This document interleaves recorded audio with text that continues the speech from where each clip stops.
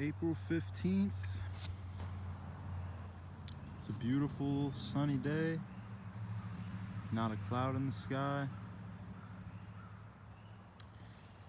Just wanted to step on over here and give a little garden update. I've been planting seeds every week since March 6th. So for the last month and a week, I've been doing a new succession of either lettuce, Asian greens, or some root crops. I've come to the point now where pretty much all the beds are filled in. So I'm going to wait a week or two. Gonna leave a little week or two gap here to allow things some time to rise up out of the soil. But there is seedlings emerging, and I would like to just go around and kind of show what's emerging and what is planted where. So we got some garlic right here coming up nice. And with garlic, you plant it basically when it's still cold or before the ground freezes. So late fall time. And I did a test because I heard from people, some people plant in late September, like 3 weeks before your first frost date, which for us would be like, 3 weeks before our last frost date is like the last week in August. So I have a planting of last week in August garlic, a planting of a little bit later than that. I did another planting in like October and another planting in November. And what I notice is that the garlic that I planted the latest is looking the best. They'll all catch up to each other and like look great, but maybe that's because it didn't go through so many flash freeze cycles. It was put in the ground late November when everything was like good and really cold. It still probably had a little bit of time to establish a root system before it went completely dormant. All the other ones had a much longer time to establish their root system, and they foresaw more fluctuations. So maybe that's why they had a harder time coming up in the spring. That's just what I observed. Now I'm sharing it. But yeah, so garlic coming up good. These are some strawberries right here. I was talking about that in the last video, but 1, 2, 3, it's like 4 or 5 strawberries. And then there was some garlic that I had left in the fridge year round.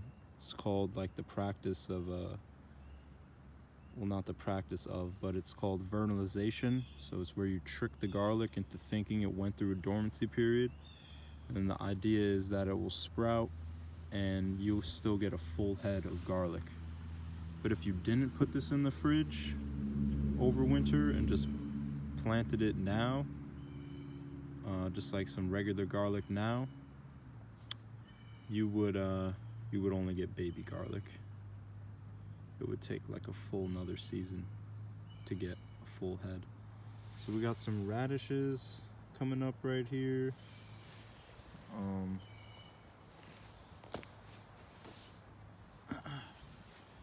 These whole 2 beds, we got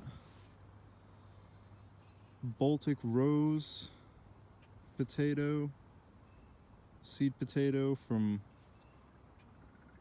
Wood Prairie Family Farm up in Bridgewater, Maine. So rose gold, Baltic rose, and then some organic Nature's Promise yellow golden potatoes all the way down the rest. And then this bed right here was German butterball all the way down there, like So the first 3 kinds were only like a pound of each, and then the German butterball, I fit as much as I could. I got like 20 pounds, and I want to say there's at least 10 to 15 pounds still left in the bag. So 5 to 10 pounds of the German butterball right here. Right here we have asparagus still waiting to come up. Then this whole row is, these 2 middle rows right here are planted with onions. We have Dakota Tears and New York early onion. There's going to be some parsnips right here, garlic all coming up,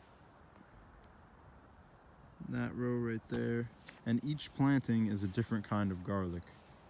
I've said that before, but I just like to reiterate for anyone new following along. There's so 1, 2, 3, 4, 5 different kinds of garlic. And bear with me, the sun glare is a little bit much today. So that's this row completely planted out. Then we got some nice lettuce coming up right here. I believe this is some tot soy and Yankee Hardy blend, tot soy Asian greens, Yankee Hardy blend coming up nice. Had pretty good germination on that. Gonna need to get this soil covered with some grass in the next week here or so. Grass is coming alive nice, and looking forward to that. So moving down, I sowed some more seeds here, so that shouldn't be bare for too long. There's gonna be some carrots coming up right here. Then we have some more radishes coming up. There's different plantings of radish coming up all around. Little tiny, where are we at? Little tiny baby beets right there next, not this one right here, baby beet coming up. Got some more of the garlic. This is going to be called Grandpa's Choice. Just better look at the garlic right here. Gonna be some purple bunching onions right here coming up. We have some more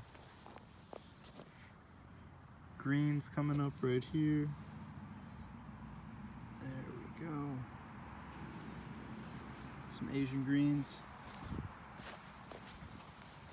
Some more greens coming up. And I just planted these not too long ago. We just got some nice heavy rains, and the conditions were right, and just had some nice good full germination all the way down right over here as well. So that's looking good.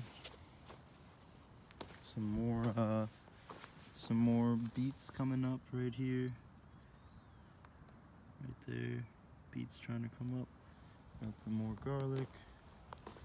More lettuce coming up. And this is more lettuce kind of things scattered in here. Struggling, might have to reseed this. Like I said, I'm just taking some time because I've planted so much. I want to give like a little week or so gap in between and just see what I've got here, see everything that's coming up. This whole back row is all planted.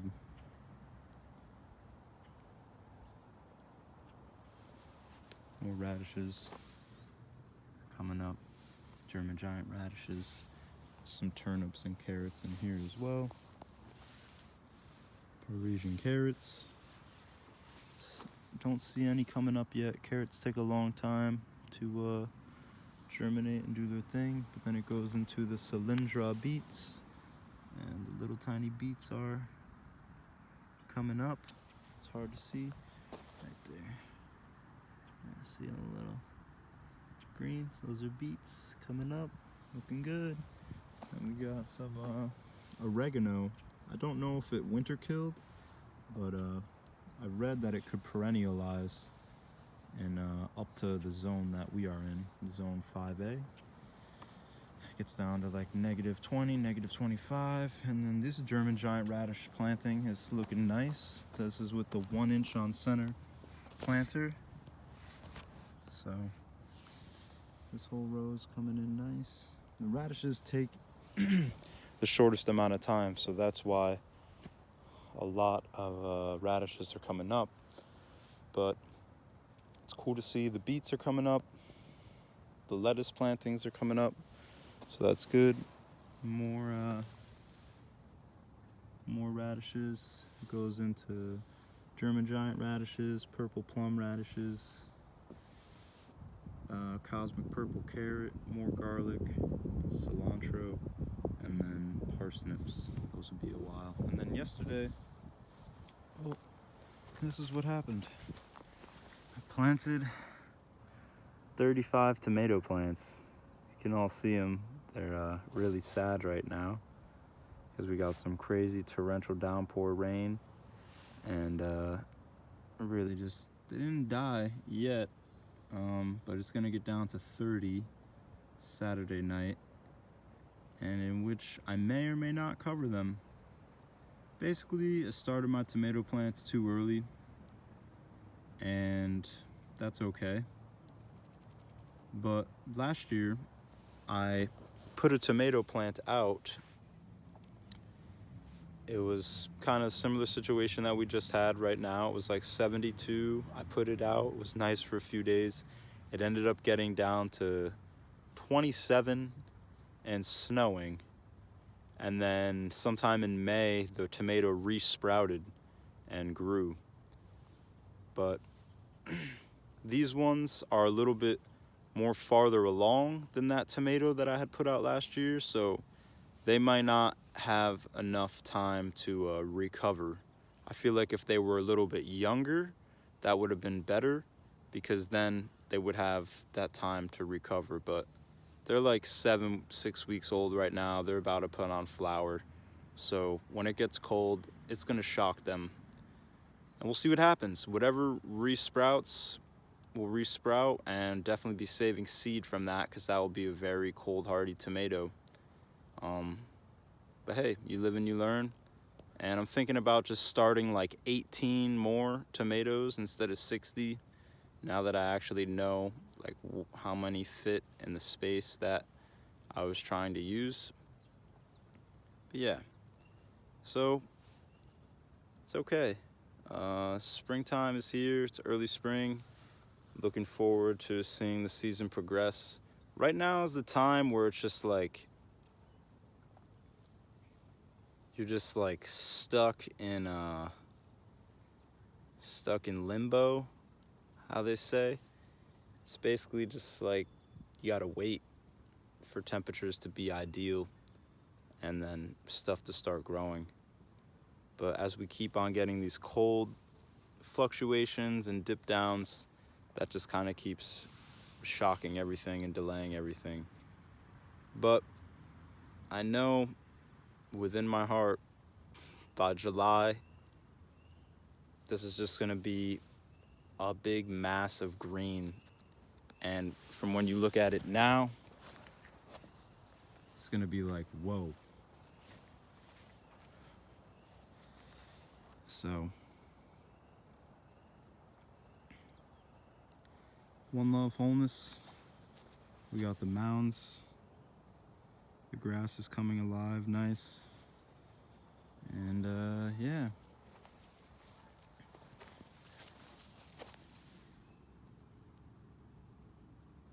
Broadcasted some seed